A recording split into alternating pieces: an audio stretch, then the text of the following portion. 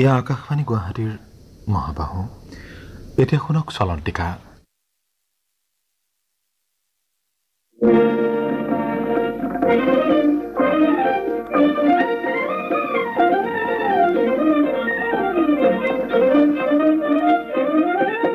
নমস্কাৰ শ্ৰোতাসকল, আজিৰ চলন্তিকালৈ আপোনালোকক স্বাগতম। আজিৰ অনুষ্ঠানত শুনক অসমৰ এগৰাকী জনপ্ৰিয় চলচ্চিত্ৰ পৰিচালক তথা চিত্ৰনাট্যকাৰ অচিন্ত শংকৰৰ সৈতে হোৱা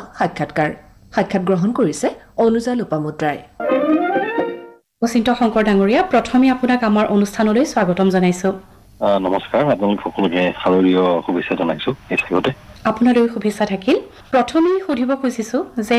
আজিৰ অচিন্ত শংকৰৰ সাংস্কৃতিক ক্ষেত্ৰখনত জড়িত হোৱাৰ যিটো প্ৰক্ৰিয়া, সেইটো কেতিয়া আৰু কিদৰে আৰম্ভ হৈছিল বাৰু?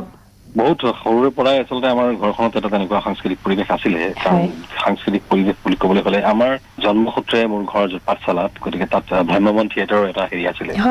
এটা অৱসময় এটা আছিলে। গতিকে আমাৰ পৰিয়ালৰ মানুহ তাত খুব জড়িত আছিলে। গতিকে মোৰ বৰদেউতাহঁতে থিয়েটাৰৰ লগত খুব জড়িত আছিলে। গতিকে সৰুৰ পৰা থিয়েটাৰ চাইছো, নাটক কৰিছিলো, নাটক চাইছিলো, আৰু দেউতা খুব চিনেমা চাইছিলে। দেউতাৰ লগত প্ৰায়ে মই চিনেমা চাবলৈ গৈছিলো। সৰুৰ পৰা চাগে তেনেকুৱা এটা মনত সোমাই গ'ল আচলতে চিনেমাৰ প্ৰতি এটা হেৰি, বা এই সাংস্কৃতিক জগতখনৰ প্ৰতি। বহুত নাটক কৰিছিলো। তাৰপিছত আহিলো চলচ্চিত্ৰ জগতত। প্ৰথম সহযোগী পৰিচালক হিচাপে আছিলো। শিৱানন্দ বৰুৱা, তেখেতৰ নাম ল'বই লাগিব মই, তেখেত মোৰ প্ৰথম গুৰু আছিলে, তেখেতৰ লগতে কাম কৰিছিলো। হিয়াৰ দাপোনত তোমাৰ এই ছবি বুলি এখন ছবি আছিলে। তাৰপিছতেই মই সেই লাইনটোতেই আছো, এই লাইনটোতে লাগি থাকিলো। ইমান বছৰে কাম কৰিলো। মই প্ৰয়াত মুনীন বৰুৱা দেৱৰ লগতো কাম কৰিছো। মই ৰাজেশ ভূঞা, মানস বৰুৱা প্ৰমুখে বহুকেইগৰাকী জ্যেষ্ঠ পৰিচালক প্ৰযোজকৰ লগত মই কাম কৰাৰ সুযোগ পাইছিলো। তাৰপিছতেই মই জুবিন গাৰ্গৰ লগত কাম কৰিছিলো, মিছন চাইনা, আৰু তাৰপিছত কাঞ্চনজংঘা, দুইখনতে সহযোগী পৰিচালক হিচাপে কাম কৰিছিলো। সেয়া বৰ বেলেগ অভিজ্ঞতা আছিলে। তেনেকেই তাৰপিছতেই মই 2019 চনত মোৰ প্ৰথমখন ছবি প্ৰতিঘাত কিন্তু প্ৰতিঘাত মুক্তিৰ সময়ছোৱা খুব মোৰ কাৰণে খুব বেয়া আছিলে। এই কাৰণে কৈছো, 6 ডিচেম্বৰত ছবিখন মুক্তি পোৱাৰ পিছতেই সমগ্ৰ অসম বুলি ক'লেই ভুল হ'ব, ভাৰততে আৰম্ভ হৈছিলে কা আন্দোলনে প্ৰথম, মই নিজকে সেইটো কথা কওঁ আচলতে, বহুতেই কয়, ময়ো কওঁ তাৰ মাজতে, প্ৰথম শ্বহীদ মই আছিলো আচলতে।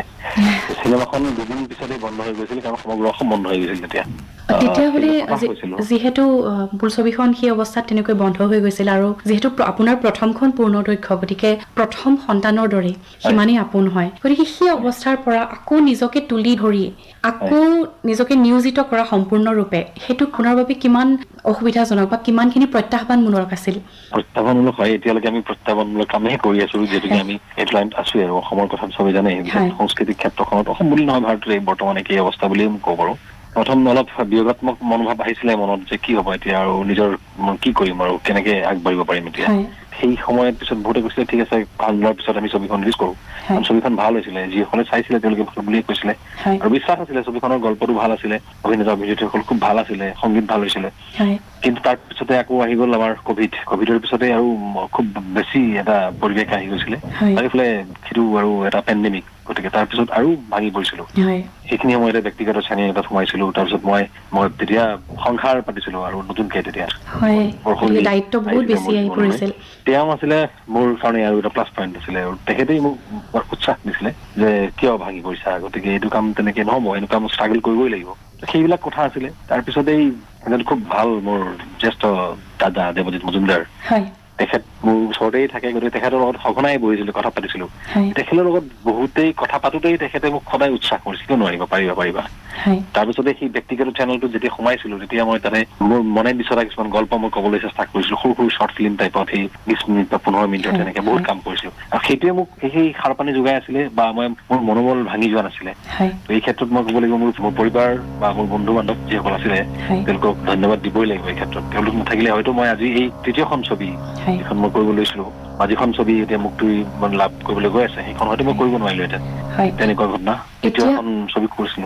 যিহেতু আপুনি ধৰক যোৱা আমি দেখিছো 3-4 বছৰত অলপ অসমীয়া বোলছবিৰো ধাৰাটো বহু পৰিমাণে সলনি হৈছে, বহুখিনি পৰিৱৰ্তন আমি দেখিবলৈ পাইছো। এতিয়া ধৰক 10-15 বছৰ আগলৈ যদি যাওঁ, তেতিয়া বহুত বেলেগ আছিল। এতিয়া নতুন বিভিন্ন ধৰণৰ এক্সপেৰিমেণ্ট কৰা হয় বোলছবিৰ লগত, বিষয়বস্তুৰ সৈতে।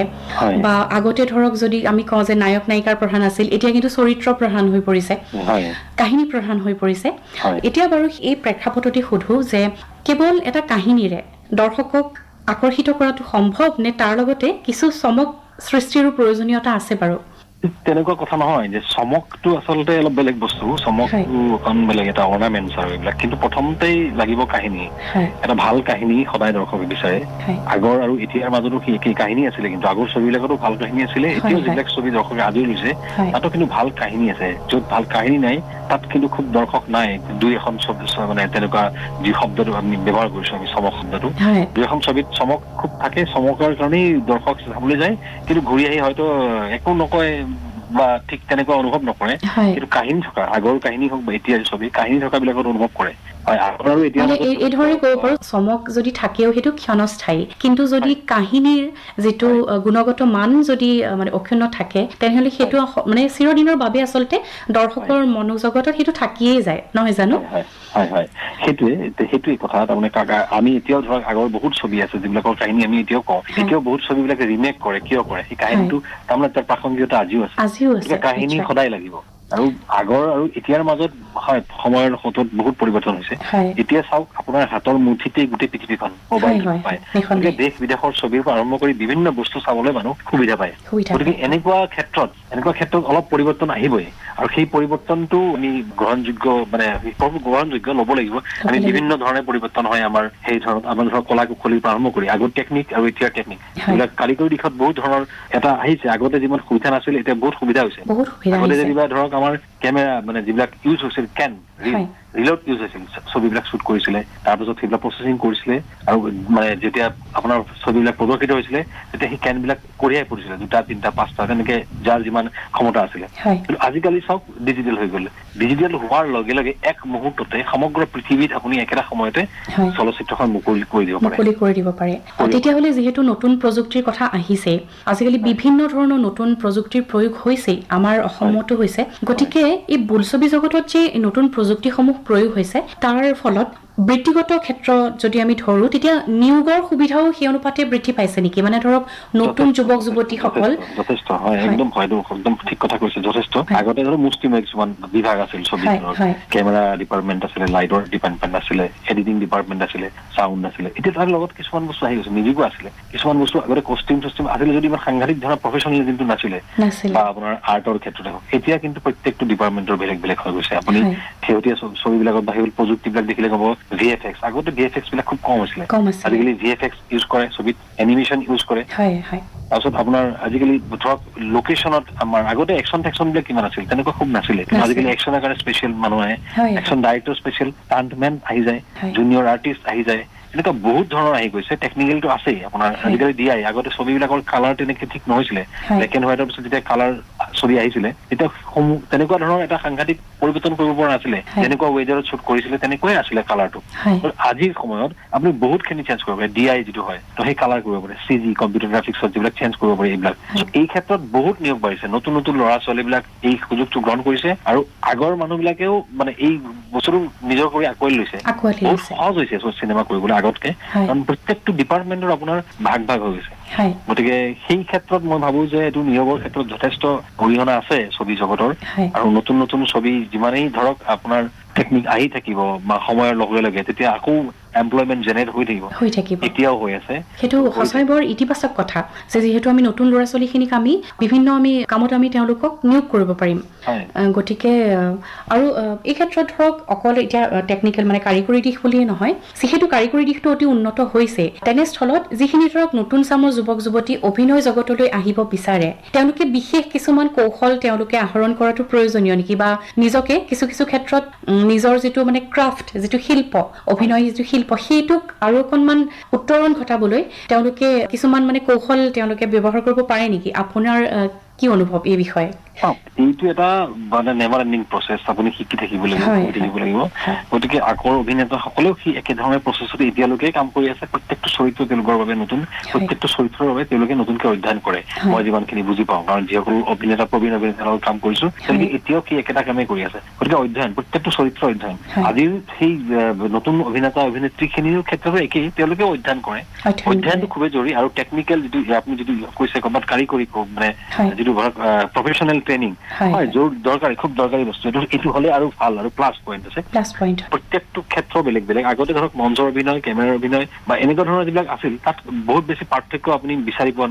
আমি নাপাইছিলো বা পোৱা নাছিলো কিন্তু এতিয়া সময়ৰ লগে লগে এইটো বস্তুবিলাক বেলেগ বেলেগ হৈ গ'ল তেওঁলোক বহুত বেছি এক্সপাৰ্ট হৈ গ'ল এতিয়াৰ জেনেৰেশ্যনখিনিয়ে মানে টেকনো ফ্ৰেণ্ডলি আৰু তাৰমানে এই সুযোগটোৰ লগত তেওঁলোকে খুব বেছি মানে হেৰি হৈ গ'ল আৰু আগতে আৰু কৈছিলো মই যে হাতৰ মুঠিতে পৃথিৱীখন আহি গ'লতো গতিকে তেওঁলোকে এতিয়া আগতে আমি যেতিয়া কেছেট মানে ৰিলত শ্বুট কৰিছিলো তেতিয়া চোৱাৰ কোনো সম্ভাৱনা নাছিল ইয়াতে আকৌ আপুনি কেনেকে শ্বটটো দিলে এইটো চোৱাৰ সম্ভাৱনা নাই গতিকে পাৰফেক্টলি সেই সময়তে দিছিলে তাৰপিছত আমি যেতিয়া এডিটিং কৰিছিলো তেতিয়া গম পাইছিলো যে এনেকুৱা হ'ল বা তেনেকুৱা হ'ল এনেকুৱা হ'ব লাগিছিল আজি সেই ক্ষেত্ৰত সুবিধাটো আহি গৈছে আকৌ ধৰক আমি ডিজিটেলটো গতিকে আমি ৰিৱাইণ্ড কৰি শ্বটটো চাব পাৰো গতিকে এইটো কি হৈছে নতুন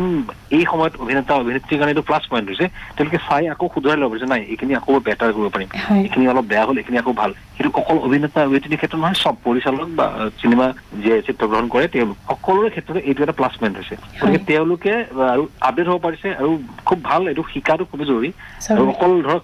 ক'ৰবাত স্কুলীয়া শিক্ষাতেই এইটো সমাপ্ত হৈ নাযায় তাৰ লগত লাগিব অধ্যয়ন প্ৰচুৰ অধ্যয়ন লাগিব আৰু প্ৰেক্টিকেল লাইফত যিটো তাৰ ব্যৱহাৰিক যিটো মানে সেই ছবি চোৱা আৰু খুব মানে মই ভাবো ব্যক্তিগতভাৱে খুব ছবি চাব লাগে চিনেমা চাব লাগে বিভিন্ন ভাষাৰ বিভিন্ন হেৰি কাৰণ যিহেতুকে এইটো অভিনয় বা চিনেমাত কোনো ধৰণৰ ভাষাৰ আচলতে বেৰিয়াৰ নাথাকে গতিকে মানুহে খুব চাব লাগে চিনেমা গান শুনিব লাগে চিনেমা চাব লাগে কিতাপ পঢ়িব লাগে এতিয়াৰ জেনেৰেশ্যনৰ এইটো এটা অলপ মানে এটা হয় কথা বহুতে কয় এইটো হয় এইটো মানিবলগীয়া যে তেওঁলোকে অধ্যয়ন খুব কম কৰে কিতাপ নপঢ়ে আচলতে এইটো এটা হেৰি কিন্তু কিতাপ সময় উলিয়ালে মানে যিমান পাৰি সমানে সমানে কিতাপ পঢ়িব লাগে আৰু এইখিনিতে সুধিব বিচাৰো যে বৰ্তমান সময়ত আমাৰ অসমীয়া আমাৰ বোলছবি জগতৰো আজিকালি যিহেতু চুটি ছবিৰ খুব প্ৰচলন চুটি ছবিসমূহ সঁচাকৈ বৰ মানে অনন্য বিষয়বস্তুৰে নিৰ্মাণ কৰা হয় আৰু আন্তঃৰাষ্ট্ৰীয় প্ৰেক্ষাপটতো কেইবাখনো চুটি ছবি আমাৰ সমাদৰ লাভ কৰিছে এইটো আমাৰ বাবে সঁচাকৈ বৰ ইতিবাচক দিশ নহয়নে হয় একদম চুটি ছবি এটা সাংঘাতিক তাৰমানে এই চুটি গল্প চুটি ছবি কথাবিলাক তেনেকুৱাই আচলতে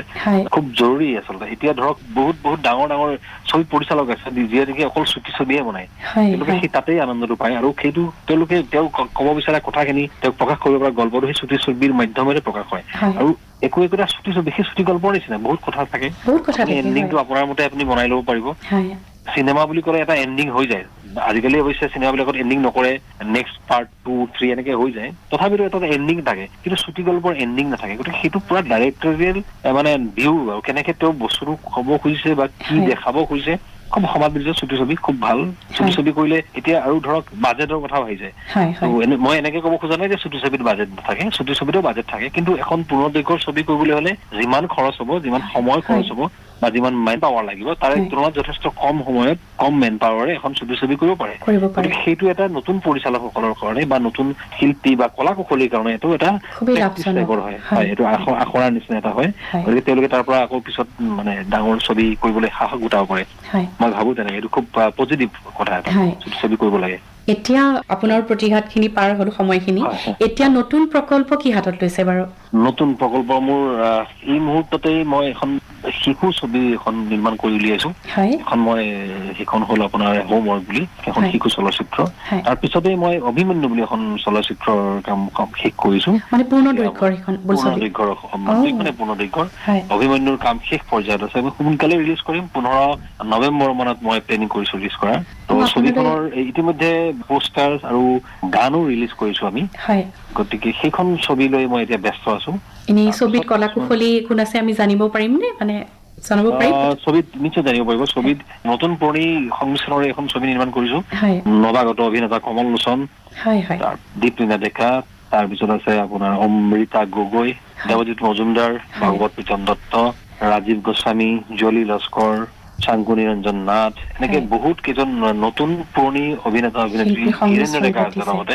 তেওঁলোকৰ সংমিশ্ৰণ এখন ছবি মই নিৰ্মাণ কৰিছো এখন অভিমন্যু গতিকে আমাৰ বোলছবি জগতে আৰু এখন ভাল ছবি উপহাৰ পাব বুলি আমি আশা প্ৰকাশ কৰিলো আৰু আপুনি খুবেই ব্যস্ত তাৰ মাজতো আমাক ইমানখিনি সময় আপুনি দিলে তাৰ বাবে আমি অশেষ ধন্যবাদ জ্ঞাপন কৰিছো বহুত বহুত ধন্যবাদ থাকিল আপোনালোকলৈ থাকিল শুভেচ্ছা জনালো আকৌ অল ইণ্ডিয়া ৰেডিঅ'লৈ থেংক ইউ সো মাচ ধন্যবাদ আপোনালৈও শুভেচ্ছা জনালো আজিলৈ আহিছো ধন্যবাদ